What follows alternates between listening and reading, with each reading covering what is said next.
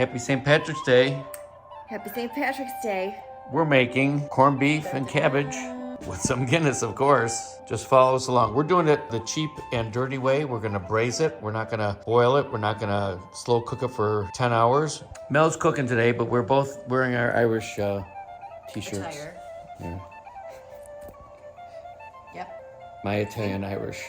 Yeah. So first the corned beef gets browned. The brisket goes in, fat side down. You have to press it into the pan.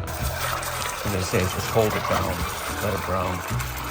Big piece of meat, big tools.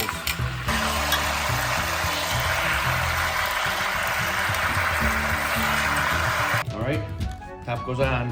There it is. Alrighty, we're 2 hours in. Checked it at an hour. The potatoes were mildly soft. Here we go. Looking pretty good.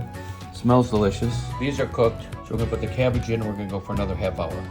Little Miss Irish girl. And we're cutting. Oh yeah, look at that. What else we got here?